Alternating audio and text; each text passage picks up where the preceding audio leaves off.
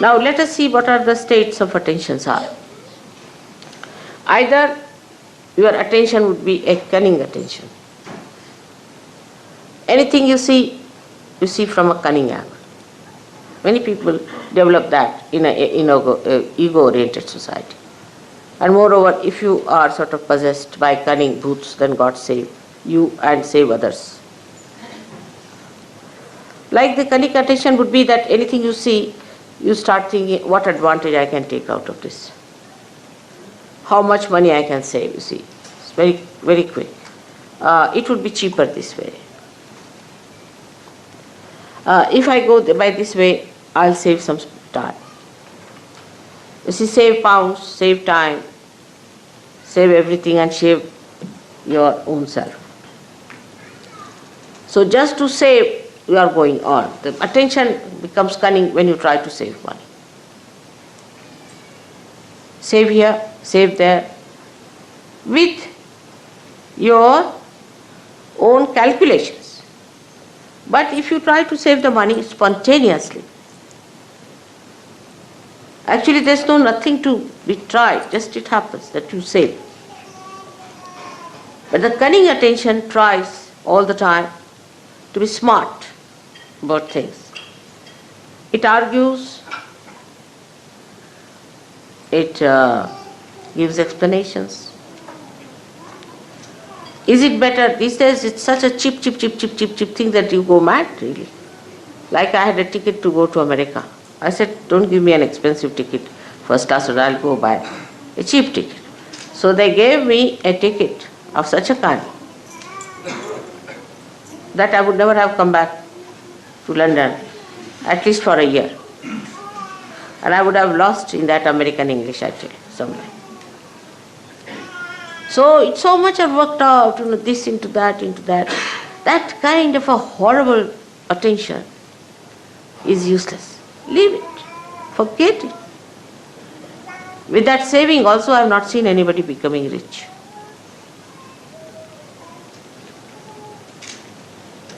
Like I want to go and buy some paint.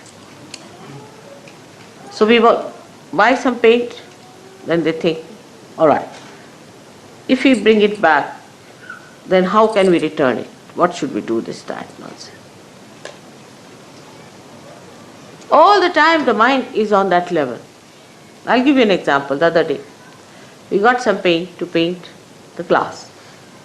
See the subtle sort of it. You see in the gross there's a subtle indication. And the paint was brought.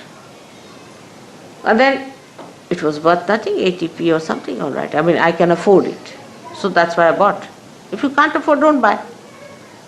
So they said, now we should return. I said, but why? Now it's come out, now go and return. You spend so much petrol going there. If you want to calculate also, it's stupid and the time will be wasting. No, but mother, you see, ultimately we save 2p. I said, all right, now I'll save a lot of money, now I'll show you how. I took that paint and painted many things which looked like glass or which was stone-like, and the whole thing looked so beautiful. So the mind that is destructive is only calculating. If you have such a mind, know yourself that you have to get rid of that kind of a calculation. Cheap things you should just give. Keep in the setting. You should not be, of course, overindulgent, but you should not be also going for all the time for this kind of a calculation, because you are wasting your important awakened attention, which very few people have in this world. Must know that you are realized souls. You are not ordinary, mundane type of people. You are special people, and you are not to waste your attention in useless calculating money, P and this and that. Let's go ahead. What happens? Let's see.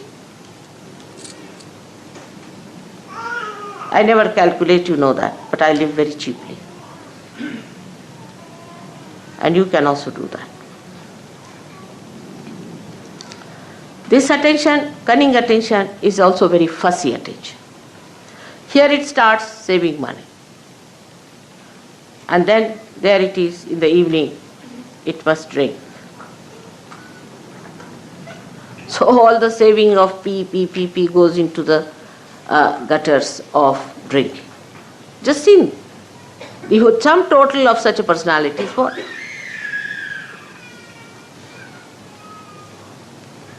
So this mentality has to be controlled, especially for ego-oriented people are extremely calculating, most surprising it is.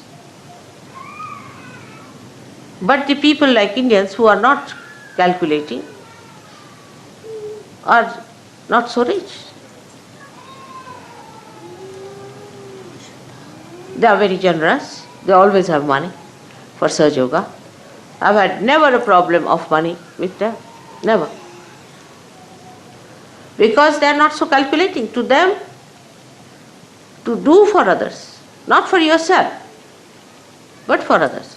To spend for others. If they have come to our house, all right, open your heart. Now this is the time to spend.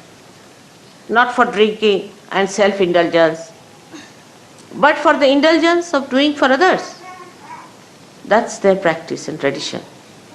So, in this respect, you have to take to that tradition. Oh, they have come, let's spend now. What can we do?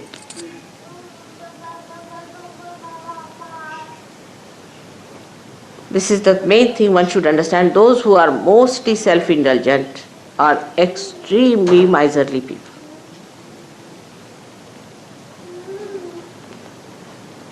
So the attention which is cunning is the worst attention, because you see, cunningness also cheats yourself. It is cunning with you. And you think, oh, I've been smart enough, you see, I've saved 2p. But you have lost your soul. You are no more a surgeon.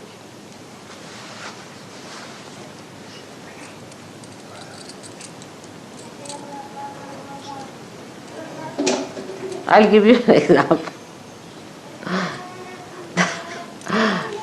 I told somebody that keep the van down there. Go by train. This van seems to be a horrible van. And there was a lot of, explanation with both the fingers going on like this to me, you see. And I got so fed up with the bombshells coming on me that I said to go ahead. And the thing fell. And the thing got spoilt or whatever it is out of order now. So they had to do what I was telling them. Without the bombshell, if they had listened to me, it would have been all right.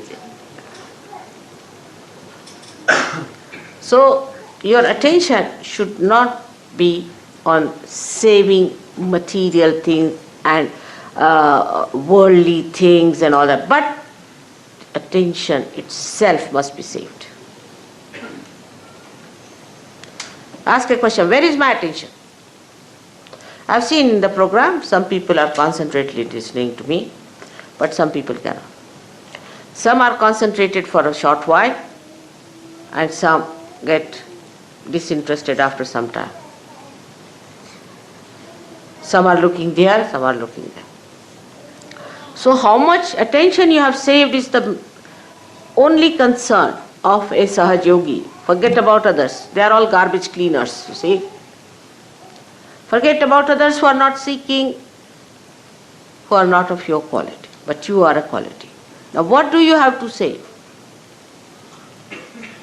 For example, somebody is a king.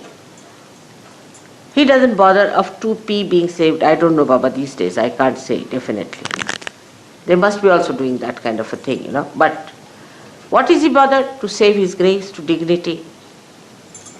But for a Sahaja Yogi, the most important thing is you must save your attention. It's called as Chitta Nirodha. Nirodha, saving of your attention. Where is it going? It's such a precious thing for me. Where is it running? Then how do you save your attention? Is through concentration. Concentrate. Try to concentrate. Don't allow your attention to wobble. Gradually, you will develop concentration. You can watch my photograph. It's the best. Concentrate. Bring it in your heart. Let it be integrated in your heart. You are lucky people. You don't have to build up a photograph and then give it up because it is just a avalambana, means it's just a dependence, and then you remove it. This is a complete dependence for you and a load for me of complete joy. So when you are concentrating in Sahaja Yoga, absolutely fully in Sahaja Yoga, then you are controlling, saving your attention one. This is one type of people. Then the another type of an attention, what we call, are the people who are sort of take a very negative attitude. The first are the positive, so-called positive, who are saving money, saving everything. That is useless. Now the second type are the archbishops of all that is disaster, misery, mishaps. This type of an attention. If you read newspaper every morning, you will have an attention like that. All the newspaper people have that kind of an attention, to find where is the disaster. I mean, in a sinister way, they feel happy there's a disaster. I've seen people, oh mother, I came to the seminar, but the problem is, you see, there was no water. The attention is in finding disasters, within and without. What happened? There's a disaster. What happened? I lost a pin.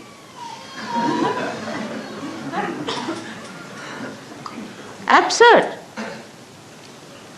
to have such stupid ideas. They will cry and weep and make everyone miserable. Oh, I'm so miserable. What? My husband doesn't talk to me. Or my child is not with me. Such people are extremely self-indulgent as far as their relationships are concerned. They make everyone like that. Oh, the person didn't talk to me nicely, he was this way and that way. They feel hurt at the slightest touch.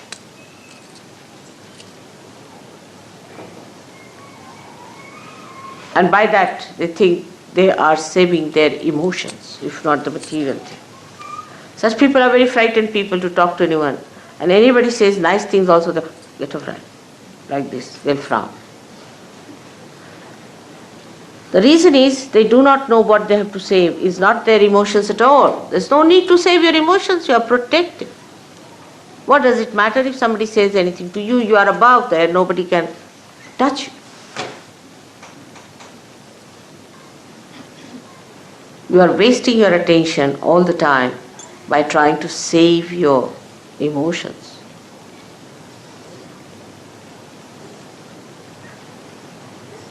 There's nothing to be frightened of anyone. Because somebody is going to say something harsh word, that's why you don't want to do something. Such compromising people, so-called, have not understood Sahaja Yoga. There is no compromise in Sahaja Yoga at all. It is just like a diamond.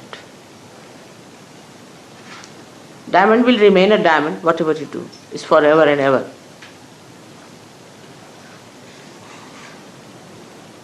It's like that. So one has to understand that the attention should not be allowed to drift into this kind of an indulgence which is of a drunkard. That they are the most miserable people, the drunkards are. Just imagine. They'll be always crying, weeping, and people would think they are very miserable.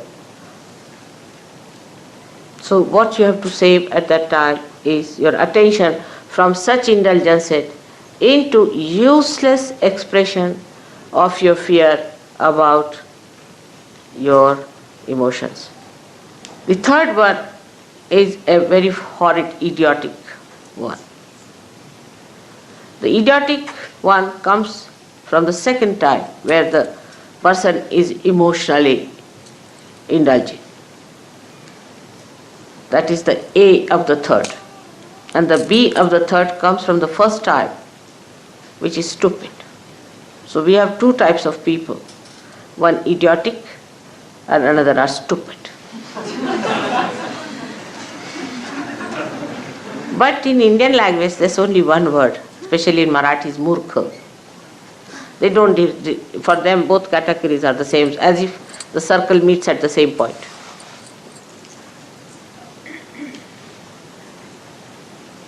I mean, English language in some ways is good, at least it differentiates between the murkhas.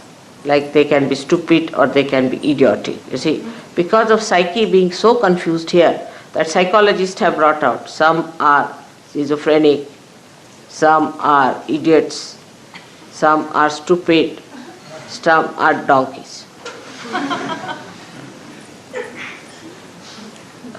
So, this, the third type, is the worst, is most frustrating for me.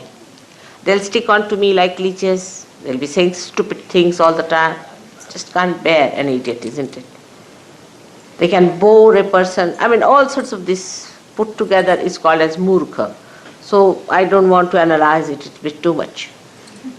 So that kind of an attention you have, then you better keep quiet. Don't talk. Just listen to others what they talk, what they say. There are some people who will just go on talking, irrelevantly, uselessly wasting their energy. And such people are always friends of the cunning. The cunning and such people go hand in hand. Because the cunning wants to befool someone and the fool wants to be befooled. Like a king will have a jester. It's like that, you see, these combinations work out. So for such people, the best thing is to keep quiet, preserve all their attention, all their energies just for cleansing. All this idiosity will pass away very soon if you try to preserve yourself. Don't talk. Don't say things which are stupid, which are idiotic. Just keep quiet and watch others. Sometimes such people can become very great vehicle of God's power. But if they do not take to stupidity and idiosity.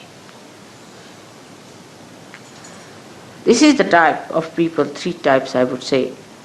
But the fourth type are the people who lead a life of concentration. I mean, a person who is working very hard, say in the office, is a very remarkably successful person, and is this and that and that and that and that, is also very concentrated. Somebody who works very well anywhere with a concentrated mind is concentrated. A housewife who looks after her husband and children is very concentrated. And a husband who looks after his family and his things very in a concentrated way. They know how to paint well, they know how to do things, and their hands are deft and they know everything. But such people can have a very immobile attention, very immobile, like plastic. Or you can call it like rubber.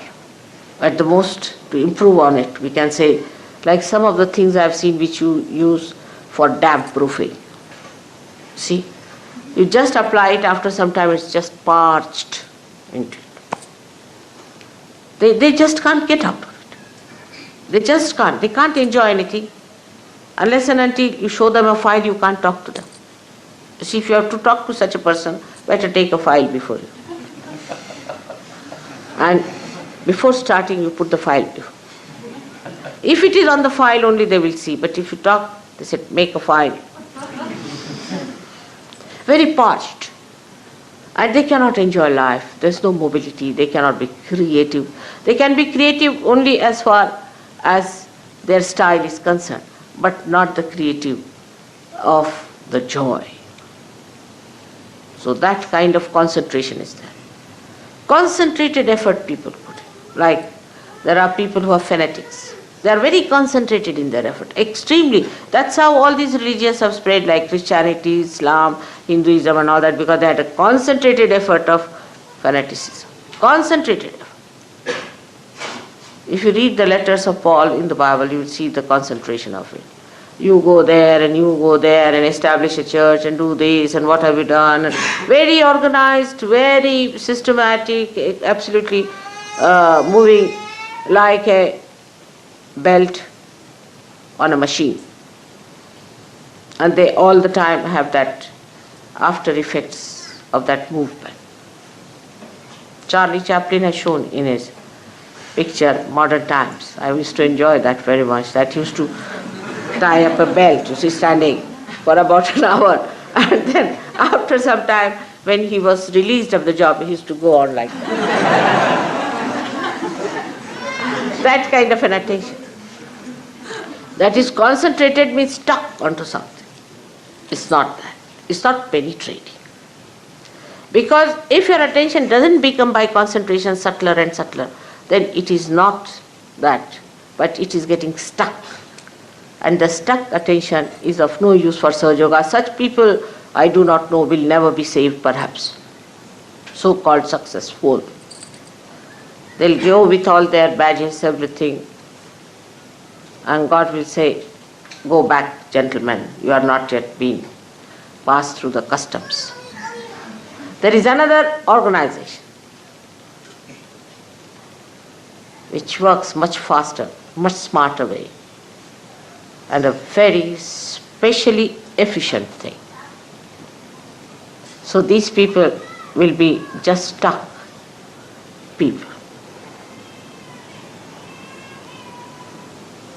Now there are fourth type of people which are concentrated. They are intense, deep. They penetrate. Because they are living minds. They are not dead, parched minds. They have living mind. They penetrate. I watch sometimes. I ask some people, what do you think of a particular person? Immediately I know what they talk. If they just talk in a mundane way, he's a fine person, he's a bad person, this thing, that thing, then I know what it is. Very superficial, shallow. But a person who sees the possibilities and the potentialities of its awakening and the problems a person is facing, then I know that he is the one who has that concentration into the subject. And the subject of Sahaja Yoga requires the maximum penetration. Because Sahaja Yoga, if you have understood, I don't know if you have understood or you are aware of it or not, but is learned through experience and through nothing else.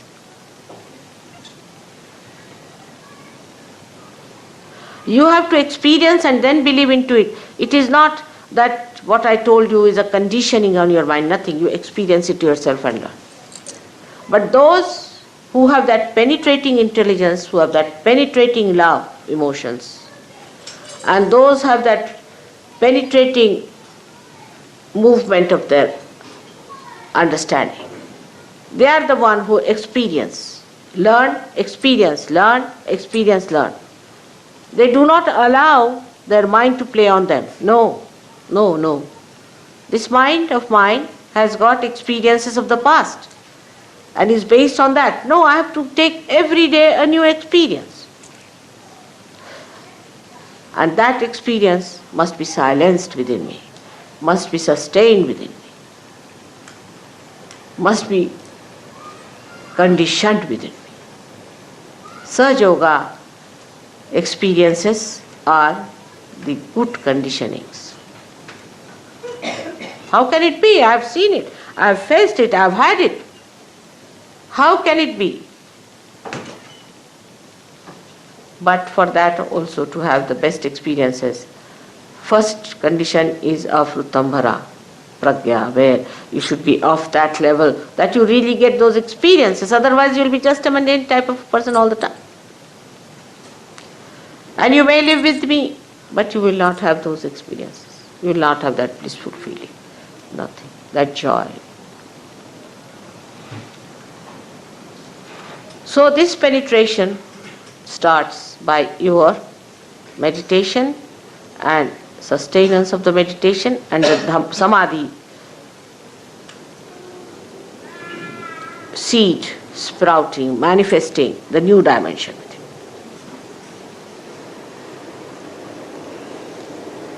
This sort of an attention one has to develop by watching the attention, chitta. As you watch your money, as you watch your road when you drive, as you watch your child when it is growing, as you watch the beauty of your wife or the care of your husband, all put together, you watch yourself, your attention. Where is it going? Where is it lagging behind? What is happening to my attention? Such people have no problems. You'll be surprised that such people, when they want to do something, it becomes dynamic. They can work it out. Nobody has any problem. And if there is a problem which you are facing all the time, and you know that there's something wrong with you, something is wrong with the instrument.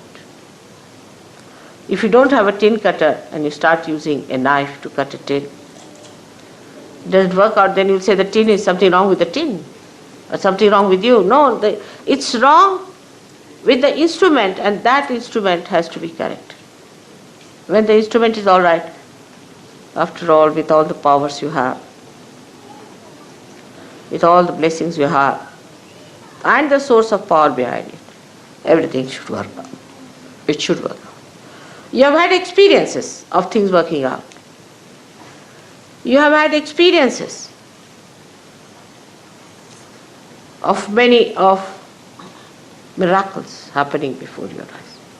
But still the attention has not settled down with those experiences. Still gatanubhavas, means the old experiences continue. Old identifications continue. Still continue with that. And the filth of that is still on your being. Change everything. Become a fresh new person. You are blooming out as a flower, and then as a tree, and assume your position. Assume your position as the Sahajogi. So this attention must be brought round. You judge yourself, where is your attention? And what is the point of understanding? What is the measure of understanding? It's very simple. I have to be pleased, because I am the attention. If I am pleased, then you have done the job. But I cannot be pleased by mundane things, by any arguments with that, but only by your assent.